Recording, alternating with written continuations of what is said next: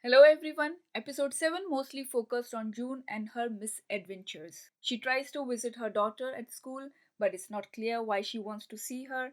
Does she have a plan to rescue her? I understand episode 7 has received some criticism that it was just a filler episode where nothing really happens. June needs to learn and focus. What was her plan in the first place? She just got another person killed due to her reckless plan. It's high time that she stops making risky, aimless moves that lead her nowhere. In fact, her actions backfire and put others in danger while she escapes. What happened to the resistance?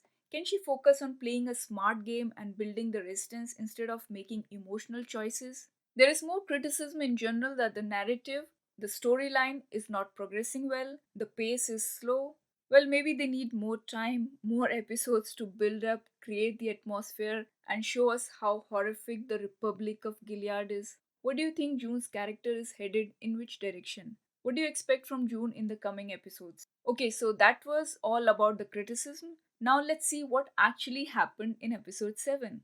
June is back in Gilead. She's back to Commander Lawrence's household. I was expecting to see a major shift in June's character after her visit to Washington, D.C. The after effects of the horrors that she witnessed there, something like June pre Washington, D.C. visit and post the visit, assuming this was the first time she went to a different place, a different city, and saw the condition of the handmaids there. It should have been a warning to her in which direction things are headed in the Republic of Gilead. If in episode 6 we felt that Aunt Lydia could transform and become a potential ally of June, then episode 7 reminded us what Aunt Lydia's character is all about, a true believer in Gilead. We see the handmaids lined up along the ropes, and the handmaids they pull the ropes together, and we see the so-called traitors of Gilead being punished. We can sense a feeling of helplessness as we watch them. The focus shifts on June again. Let's see what June is up to. I understand this move by June has received some criticism that why she came up with such a plan and what did she really achieve. So, what did she do exactly? In this episode, we see a different side of June, someone who can manipulate people to achieve what she wants to do. In the grocery store, June kind of manipulates the Martha who takes care of her daughter to get information from her about Hannah. Hannah's Martha Francis provides her all the information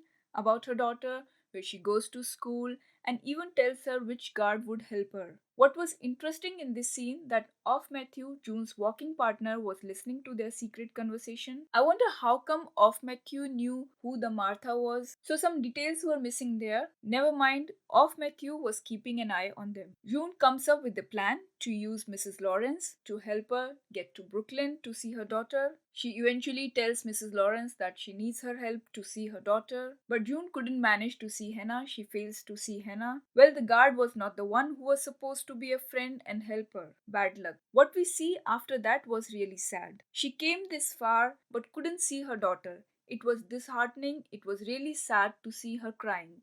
Another warning, another indication that things are going to get difficult in Gilead was when we saw another hanging at the end of the episode. Again, at the end of the episode, we see the handmaids getting ready to pull the ropes for yet another hanging, but this time it was much worse, as we got to see that it was Hannah's Martha going to be executed by hanging. So, why was she punished? Her crime was that she tried to reunite Hannah with June.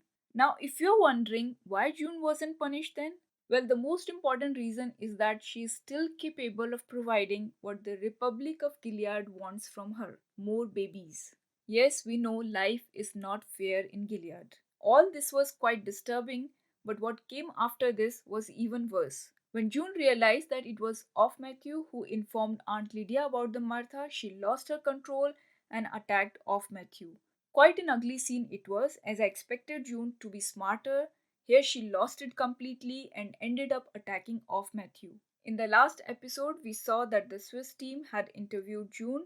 This time, the Swiss diplomats interview Emily. Looks like Gilead is trying to portray the refugees as criminals so that they can be returned to Gilead. It was good to see Moira and Emily bonding over a cup of coffee. They are continuing with their efforts to try and help the people in Gilead. We see them in a protest in the city. Both of them get arrested. Luke was missing in action. At least Moira and Emily are doing something in Canada, taking some action and trying to bring attention to the condition of people in Gilead. Oh, and we also see Serena and Fred dancing. They are still in Washington, D.C. We learn Fred is playing his own game. On one hand, he promises Serena that he'll do anything to bring baby Nicole home. On the other hand, he seems to be following the advice of Commander Winslow to keep Nicole in Canada, to use her as a bargain for something like bringing the refugees back to Gilead. That would be really bad.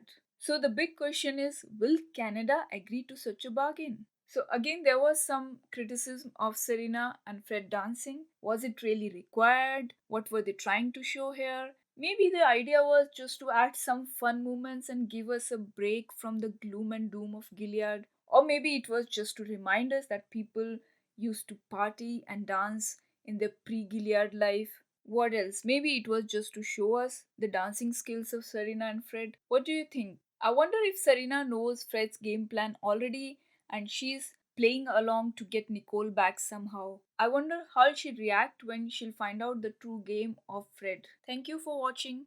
See you in the next one. Bye.